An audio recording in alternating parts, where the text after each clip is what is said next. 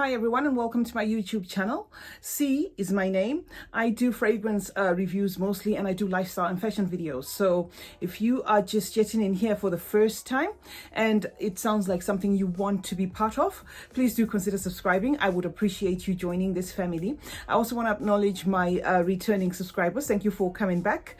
You're always appreciated.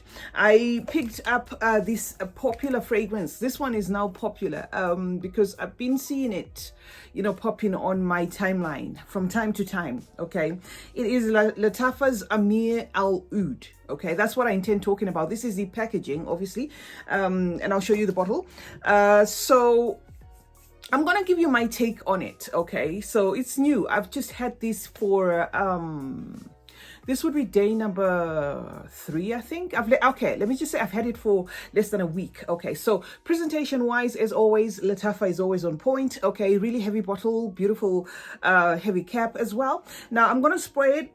Okay, I'm gonna spray it on the other side. I actually have another, I'm doing 2 videos in one. So I've got a fragrance on one arm already. Okay, so I'm gonna spray it on this one. Okay, and then as it dries, I'm going to, you know, tell you what my thoughts are about this fragrance. So I am talking to you today about Ameer Al Oudh by Lattafa. I'd like to think that this is a 2021 composition. If I'm mistaken, I stand to be corrected. Okay, so according to Lattafa's pamphlet, okay, because what I noticed online, what's flying about online is different from what Lattafa has here. It has a top of saffron and nutmeg, and then it's got geranium, some woodsy notes, some labdanum, and labdanum, okay, oud, vanilla, and leather. So I think it's dry now, so I'm going to give you my take. All right, so yeah, definitely I get some of those notes there. Okay, I get a bitter, sweet, earthy, smoky opening, okay, with spicy facets to it, which, you know, I think that's off the nutmeg, but that can easily be mistaken for cinnamon if you know, if you're not able to distinguish. That nutmeg is coming off as though it's cinnamon. Okay, but all I can say off the cuff is it's definitely spicy. Okay, really, really spicy and woodsy. You get that woodsiness just on the first spray. Okay, the woodsiness and a lot of smoke. That's what you get. Okay, so this is not something that you've got to wait for or something. So this is definitely a smoky fragrance. Okay, it's subtle. It's subtle. It's a bit soft, and that is to me. It's got like a greenish, peppery touch to it, which comes through. It's coming through now. You know, as I keep sniffing, I'm getting something that feels a bit just slightly green. I wouldn't call this a green fragrance, but it gets something that is slightly green that's carried by something that feels like a black pepper there.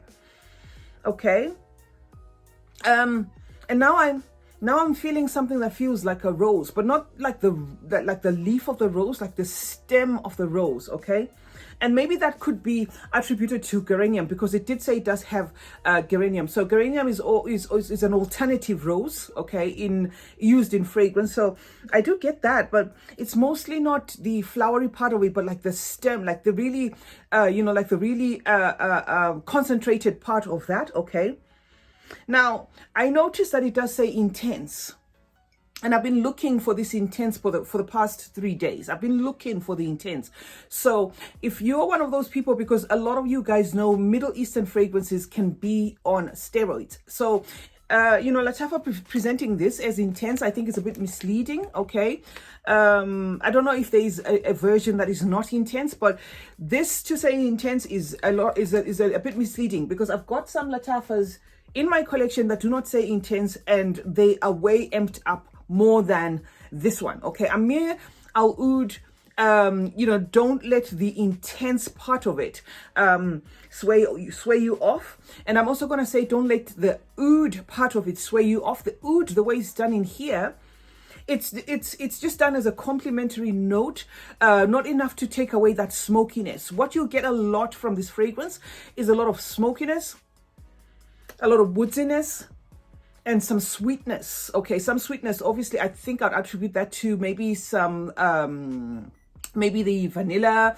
or something along them lines. I do get the nutmeg. Something really feels nutty in here.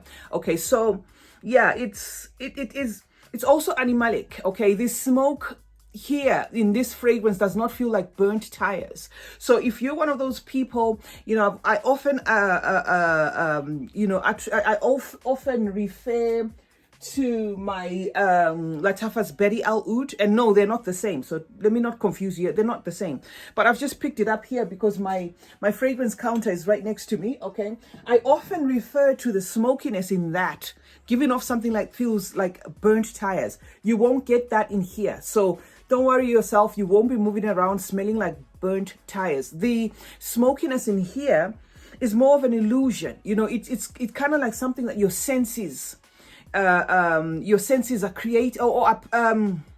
how can I say, the smokiness in here plays around with your senses. It's not the you know, it's not the sort of like raw smoke where, say, I burnt wood, or you know, I burnt wood by a fireplace, or we're having a braai and that smoke that comes out that way. I just feel it's got that illusion of the smokiness to it, but it's so realistic that it will take you to a moment where you smelt some firewood, okay? But you won't necessarily be smelling like firewood. So I just hope I didn't mumble so much that you know, you got lost there. I get an illusion of the smoky, but it's really smoky. It's got those woods there. To me, this is perfumery at its best. This is like, it's so remarkable, okay? And, you know, I also have to say this. If you use the Lattafas, or if you use the niche fragrances, which is what the, you know, original Lattafa representation of the house, because they now have a lot of sub brands. If you use these kind of fragrances, you'll find it so hard to appreciate some of your basic everyday florals. You know, your nose palette kind of changes where you get to adapt to this, you know, and you get to appreciate, you know, this kind of scent. This is really, I can see why it's popular. It's popular for a reason, okay? Obviously, it's going around as being, you know, the alternative to By the Fireplace and stuff like that, but I haven't used that one, so I cannot compare it to By the Fireplace. I'm talking to this one on its own, what I'm perceiving and what I get here, okay? So yeah, it is definitely, you know, animalic, and it's got that leathery thing that comes through as well. The more I sniff it, I get like the leathery thing that comes across. And then that little oud that's there. The oud there, of course, is synthetic, okay? It's not in its original form. It's like a synthetic coded kind of oud, okay? That's what you get. But it's tamed in such a way that it does not make this become so oudy, okay? So I definitely wouldn't compare this to Oud Mood, or, you know, one of those that they have in their range. I feel the oud here is done the way the Rugba's oud is done, and that is why Rugba was popular. You know, I wouldn't say this is a good, I would not say this is a good, say, introduction to Middle Eastern fragrances, because this can be a bit too much to one's nose if you haven't used some of them. However, if you're that kind of person that just doesn't like the oud, or the way Lattafa does the oud, or the way the oud is too much in most of their fragrances, you will get the oud here, but it's done in such a way that the woods mask everything, okay? That vanilla, okay, the sweetness of the vanilla comes in there. It just wraps it up. It gives it like a cozy, creamy kind of feel, okay? It's and also it's done sparingly. This oud, it's just a touch off, at least to my nose. Maybe my nose is hardened, I don't know, okay? But the way it's done here is enough not to spoil that smokiness. So this fragrance, what to expect of it is smoky vibes, okay? If you like that kind of thing, or you want to experiment, okay, this would be a good one, you know, to experiment. This, I feel, will also train your nose, okay, to appreciate a lot of, you know, a lot of those heavily spiced fragrances, because that's what I get here. I get a lot of spices, okay? Yeah, so the vanilla, like I said, I think is just thrown in there to tie things up, okay? Otherwise, it is leathery. It is really smoky. You get that from the onset, and it's also woodsy, okay? And then, yeah, it also, the other thing I like about it is it favors no gender. I can see why women would claim it as, you know, feminine, and I can see why men would claim it. It is just one there that is in the middle, okay? Having said all that I've said, it's you know, I'm pretty sure a lot of people will think, oh, okay, that must be too strong or something. It feels as though it's supposed to be that way.